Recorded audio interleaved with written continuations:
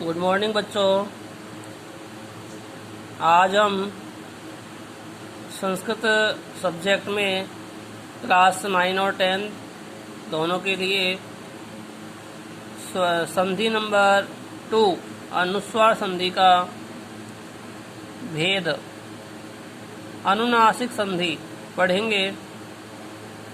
इससे पहले हमने संधि प्रकरण में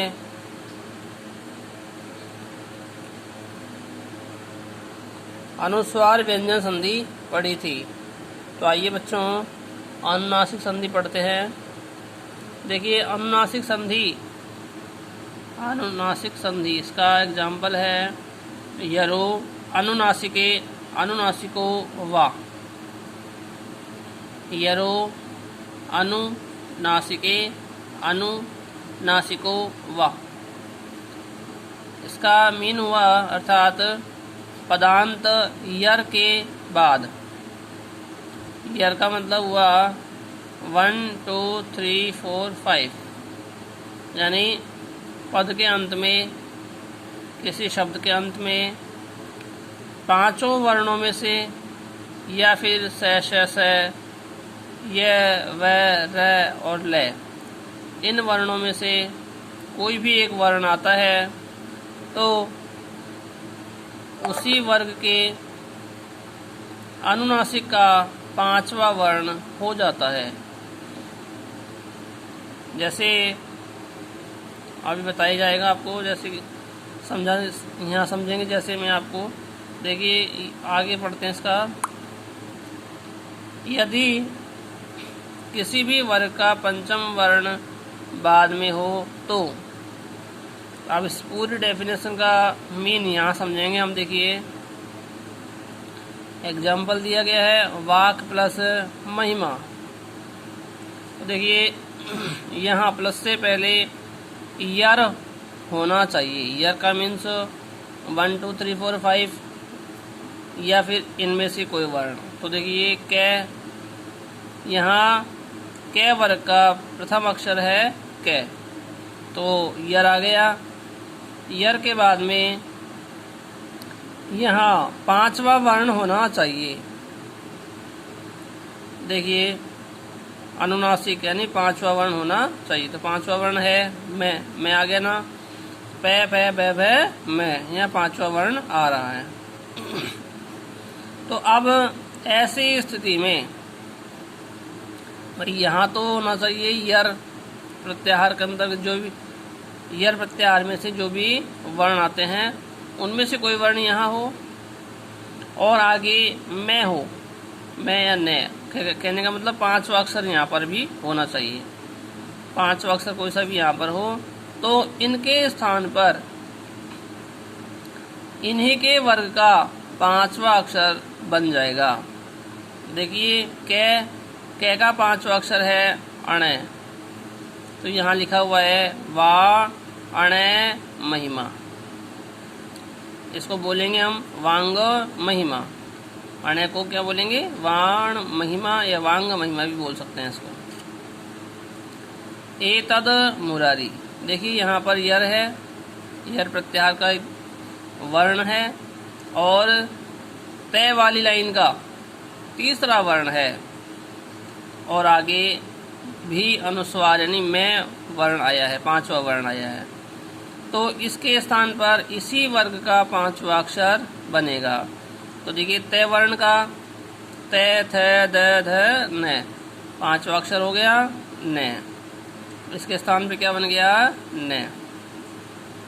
यहाँ देखिए तय आ रहा है, तो तय का क्या बन जाएगा? इसी वर्ग का पांचवा अक्षर यानी तय थ द ध न। यह न हो गया और आगे भी न दिया हुआ है, इसको एज इट इज जोड़ेंगे। सत मार्ग, तो यही एग्जाम्पल यहाँ भी काम करेगा। तय का न हो जाएगा। यहाँ देखिए क्या आ रहा है, तो ऊपर वाला जैसा है वैसा का वैसा यहाँ बनेगा। वाह अण महिमा है, या यहाँ वहाँ अण मलम है। इस प्रकार से कुछ अनुनासिक संधि होगी। यहाँ दिया गया है यदि प्रत्यय आगे रहे तो भी अनुनासिक संधि ही होगी। जैसे तत् मात्रम, यह मात्र जो शब्द है उसमें मातृच प्रत्यय है, तो प्रत्यय आगे रहने पर भी ऐसा ही काम होगा, यानी इस वर्ग के स्थान पर इसका 5वां वर्ण हो जाएगा। तो यहाँ पर देखिए द का 5वां वर्ण न हो गया, ठीक है। यहाँ पर देखिए वही चीज है कै और मयम, यहाँ मयट प्रत्यय है, मयट मयट प्रत्यय है, तो प्रत्यय आगे है, उसके बावजूद भी यहाँ पर कै का नहीं होगा, वांगमयम, ठीक है। इसके बाद 7 वाली संधि है अनुस्वार संधि, अनुस्वार पर सवर्ण संधि। इसका नियम क्या कहता है, देखिए अनुस्वारस्य यही पर सवर्ण है, इसका मतलब हुआ नश्चय पदान्तस्य झलि। ये एक सूत्र है जो हमने पहले पढ़ लिया था। इस सूत्र के द्वारा अनुस्वार करने पर यदि उनके आगे यय का मतलब स है के अलावा जो भी व्यंजन वर्ण है वो आ जाए, वो रहे, तो अनुस्वार पर सवर्ण हो जाता है। एग्जाम्पल में समझेंगे इसको, देखिए अग्रिम वर्ण के अनुसार, आगे वाले वर्ण के अनुसार अनुस्वार के स्थान पर पंचम वर्ण हो जाता है। देखिए कैसे, यहाँ देखेंगे न, अन प्लस कित क्या बनेगा, इस न के स्थान पर क्या बनेगा, अनुस्वार बनेगा। श्याम प्लस तय, तो इस मैं के स्थान पर क्या बना, अनुस्वार बना, शांत बन गया। गुम प्लस असित, तो यहाँ मैं के स्थान पर आधा में ही बनेगा, गुम्फित, ठीक है बेटा। इस प्रकार से हम यह संधि करेंगे। इसके कुछ एग्जाम्पल और भी दिए गए हैं। देखिए यहाँ दिया गया है वा पदांत, एक सूत्र है, अर्थात पदांत की स्थिति में अनुस्वार पर सवर्ण का कार्य विकल्प से होता है। वा पदांत, पदांत की स्थिति में, पद के अंत में जो स्थिति है उसमें अनुस्वार पर सवर्ण का कार्य विकल्प से होता है यदि यय प्रत्यय आगे हो तो। यय एक प्रत्याहार है जो पिछली अभी हमने पढ़ा थोड़ी देर पहले, तो यदि ऐसा हो तो फिर ऐसा कार्य होता है। देखिए त्वम करोसि, तो यहाँ मैं के स्थान पर क्या बन जाएगा, अनुस्वार। इन सभी के स्थान पर क्या बनेगा, अनुस्वार बन जाएगा, ठीक है बेटा। अब इसको या तो इस प्रकार लिख सकते हैं या फिर हम इस प्रकार भी इसको लिख सकते हैं, ठीक है। पर सवर्ण संधि देखिए 8वीं संधि है पर सवर्ण संधि। इसका सूत्र है तोड़ली। तोड़ली का मतलब हुआ तय वर्ग के आगे ले के रहने पर, तय वर्ग के आगे ले के रहने पर तय वर्ग के स्थान पर ले पर सवर्ण होगा, न कि पर सवर्ण करने पर ले भी अनुनासिक ही होगा। देखिए क्या कहता है, यानी यहाँ तो क्या होना चाहिए, तय वर्ग होना चाहिए। तो देखो इसमें तय आ रहा है, इसमें दे आ रहा है, इसमें न आ रहा है, सभी तय वर्ग के अनुसार हैं। इसके इनके ठीक बाद ले आ रहा है, तो ये वाले जो वर्ण है वो भी ले में चेंज हो जाएंगे। देखिए सब ले में चेंज हो रहे हैं, ठीक है। यहाँ देखिए ले, तो यहाँ पर सब ले में चेंज हो रहे हैं, ठीक है बेटा। तो ये संधि ऐसा, इसका इस संधि का ऐसा नियम होता है।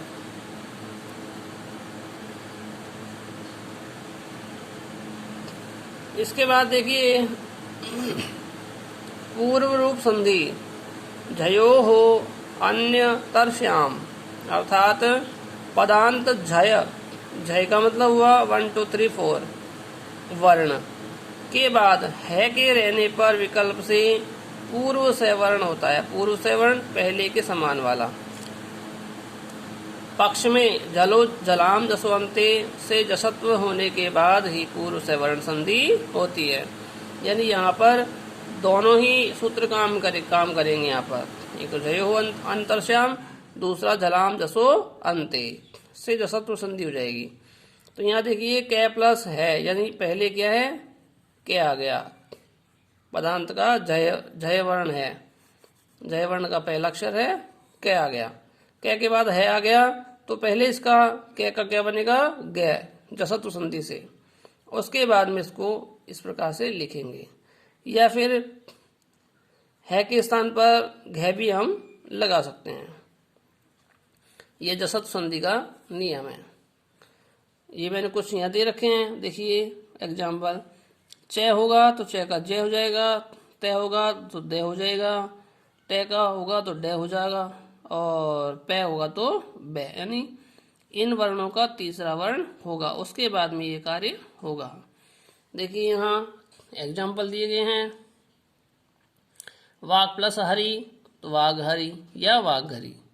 ये कुछ इस प्रकार से एग्जाम्पल दिए गए हैं, इनको आप करेंगे तो आपको समझ में आएगा। दूसरा इसका सूत्र है उदः स्था स्तंभो पूर्वस्य, अर्थात उद के बाद स्था हो या स्तंभ हो आदि कोई शब्द हो तो पूर्व से वर्ण होता है। देखिए यहाँ सब में उद है, उद के बाद में स्थान है, यहाँ स्थापक है, यहाँ स्तंभन है, ठीक है। तो ऐसी कंडीशन में इनके स्थान पर तय होगा, यानी पूर्व से वर्ण होगा।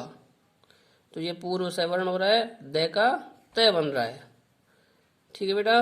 नेक्स्ट वीडियो में हम छत्व संधि यानी 10 संधि है, वो छत्व संधि है, वो छत्व संधि हम पढ़ेंगे। Thank you all of you, have you nice day.